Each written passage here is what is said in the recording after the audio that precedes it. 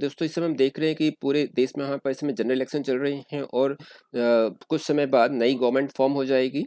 तो उसके बाद हम देख रहे हैं कि स्पेशली जो एग्रीकल्चर सेक्टर्स है और स्पेशली फार्मर्स को ध्यान रखते हुए गवर्नमेंट नई-नई पॉलिसीज़ बनाती हैं, तो उस केसेस में फर्टिलाइज़र सेक्टर के ऊपर एक अच्छी मूवमेंट आना निश्चित माना जाता है।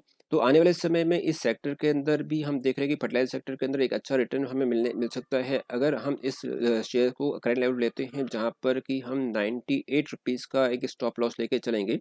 तो आने वाले समय में ये शेयर शॉर्ट टर्म टारगेट इसका होगा 123 रुपीज़ का। नेशनल फर्टिलाइजर लिमिटेड यानी NFL central government owned Navratna company है। फर्टिलाइजर सेक्टर में सबसे बड़ी सीपीएसई है जिसका टर्नओवर 90 बिलियन रुपीस से ज़्यादा है। साथ ही देश के कुल यूरिया प्रोडक्शन में 16% शेयर के साथ कंपनी सेकंड लार्जेस्ट प्रोड्यूसर है। तो आज के इस वीडियो में हम एनालाइज करेंगे नेशनल फर्टिलाइजर लिमिटेड के शेयर को और जानेंगे इसका शॉर्ट टर्म और लॉन्ग टर्म टारगेट क्या है इसका एंट्री और एग्जिट लेवल, किस लेवल पर हमें इसमें स्टॉप लॉस लेना चाहिए। तो बने रहिए मेरे साथ इस वीडियो में शुरू से लेकर अंत तक। और दोस्तों यदि आपने अभी तक मेरे चैनल को सब्सक्राइब नहीं किया है तो प्लीज़ मेरे चैनल को सब्सक्राइब जी जरूर कीजिए। तो आइए आज हम एनालाइज करते हैं नेशनल फर्टिलाइजर लिमिटेड के शेयर को।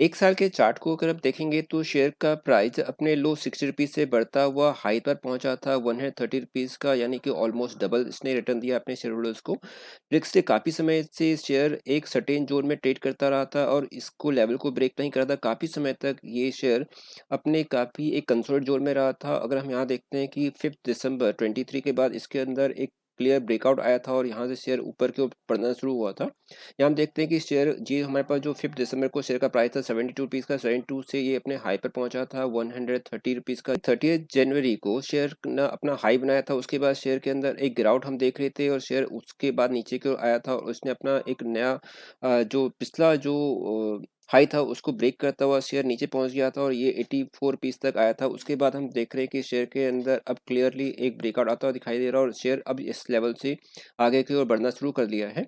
साथ ही हम देखेंगे कि शेयर के अंदर वॉल्यूम भी बहुत ज़्यादा है और धीरे-धीरे इसके अंदर वॉल्यूम में जो है हम देख रहे हैं कि कंसिस्टेंसी बनी हुई है।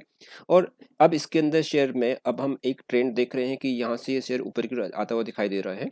तो हम ये मान सकते हैं कि आने वाले समय में शेयर के अंदर एक काफ़ी अच्छी पोटेंशियल हम देख रहे हैं।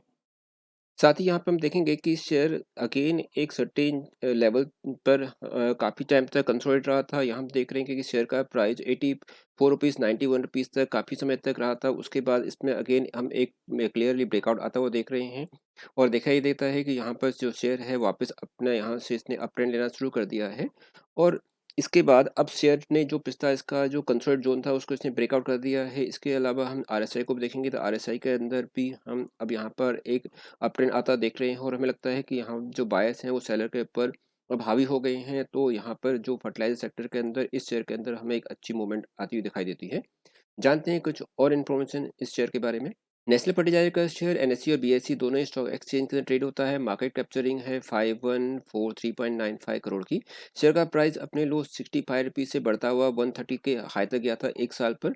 करंट में शेयर का प्राइस है 104.85 का जो आज का क्लोजिंग था। आज ने पॉजिटिव क्लोज दिया है। वॉल्यूम इसके अंदर है 278.88 काफ़ी अच्छी वॉल्यूम हम शेयर के अंदर देख सकते हैं। कंपनी के कुछ हम इम्पोर्टेंट डेटा को देखेंगे तो यहाँ पे जो सी इसका पी रेशियो है वो है 11.20 का, अर्निंग पर शेयर है 9.3 की, सेल बहुत अच्छी है 7580.93 करोड़ की, फेस वैल्यू शेयर की 10 रुपये की। अपने शेयर की फेस वैल्यू पर कंपनी ने 12.6% का डिविडेंड दिया था लास्ट। लगातार कंपनी अपने शेयर होल्डर्स को डिविडेंड देती आई है। शेयर के एक साल के चार्ट पैटर्न को देखते हैं तो हम देखेंगे कि शेयर के अंदर हम वॉल्यूम बहुत अच्छी यहाँ पे दिखाई देती है, बहुत अच्छी वॉल्यूम है और लगातार वॉल्यूम बहुत तेजी से बढ़ रही है। शेयर में भी काफ़ी अच्छी हम जंप देख रहे हैं। थोड़ा सा कंसोलिडेट जरूर हुआ है और साथ ही अगर हम इसके 50 डीएमए और 200 डीएमए को देखेंगे तो शेयर अपने 50 डीएमए और 200 डीएमए से ऊपर ट्रेड कर रहा है, जहाँ पर शेयर का 50 डीएमए 99 रुपीज़ का और 200 डीएमए 88 का जो करंट प्राइस इससे ऊपर ट्रेड करता हुआ दिखाई देता है हमें। शेयर के क्वार्टरली रिजल्ट को देखते हैं तो यहाँ हम देखेंगे सेल्स और ऑपरेटिंग प्रॉफिट में क्या पोजीशन है। तो हम देखते हैं सेल के अंदर लगातार शेयर के अंदर हम देख रहे हैं कि कंपनी की सेल काफ़ी अच्छी इंप्रूव हुई है। जून 23 में जहाँ पर सेल थी 5048 करोड़ की, सितंबर में ये बढ़ के हो गई थी 5660 करोड़ की और दिसंबर में 7581। साथ ही कंपनी का जो ऑपरेटिंग प्रॉफिट था जहाँ पर वो जून के क्वार्टर में था -12 का, सितंबर में -55 का, लेकिन दिसंबर में इसमें बहुत अच्छी इम्प्रूवमेंट हम देख रहे हैं और यहाँ पर ये हो गया नेगेटिव से पॉजिटिव 315 करोड़ का। कंपनी की बैलेंस शीट को देखें तो यहाँ पर कंपनी की इक्विटी कैपिटल, रिजर्व और बोरोइंग को हम देखेंगे तो यहाँ पर कंपनी के जो इक्विटी कैपिटल है वहाँ पे सितंबर 23 के अंदर कंपनी की इक्विटी कैपिटल है 9491 की। कंपनी के रिजर्व हैं मार्च 23 के अंदर रिजर्व था 2283 का और सितंबर में है 1891 का। साथ ही कंपनी के जो बोरोइंग्स हैं वो है 1203 करोड़ की। कंपनी के शेयर होल्डिंग पैटर्न को एक नज़र से देखते हैं तो यहाँ पे हम देखेंगे कि प्रमोटर्स की किसमें हिस्सेदारी कितनी है।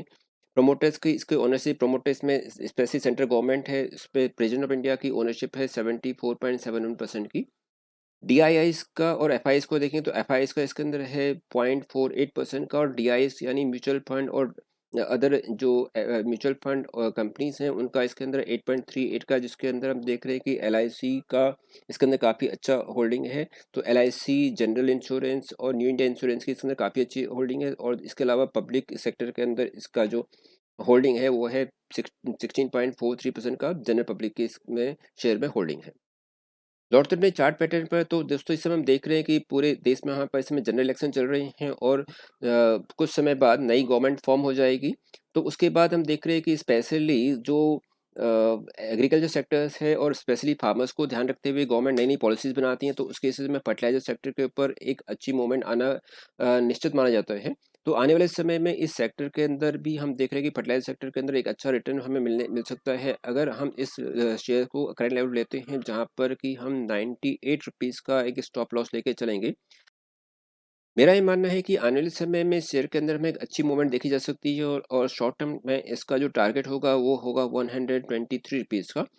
123 पीस को अगर ये कुछ समय तक रिटेन रख लेता है तो उसका जो नेक्स्ट लेवल होगा वो होगा 155 पीस का, यानी उसके बाद शेयर के अंदर हम और अच्छी मूवमेंट देख सकते हैं जो कि थोड़ा सा हम 5 से 6 महीने के सिनेरियो को लेकर चलते हैं। अगर यदि हम यहाँ पर 98 रुपीज़ के स्टॉप लॉस को मेंटेन करते हुए चलें तो आने वाले समय में इस शेयर में हमें एक अच्छी रिटर्न मिल सकती है। तो आप इस सेक्टर के अंदर यानी इस शेयर में एक अच्छा रिटर्न ले सकते हैं। साथ ही किसी भी शेयर में इन्वेस्टमेंट करने से पहले आप उसके सभी रिस्क एंड रिवॉर्ड को ज़रूर जान लें, उसी के बाद ही आप इसमें एंट्री कीजिए। तो मेरा ये मानना है कि इस शेयर से हमें एक अच्छी रिटर्न मिल सकती है। तो यदि आपको ये जानकारी अच्छी लगी तो प्लीज़ मेरे चैनल को लाइक एंड सब्सक्राइब ज़रूर कीजिए। Thank you for watching.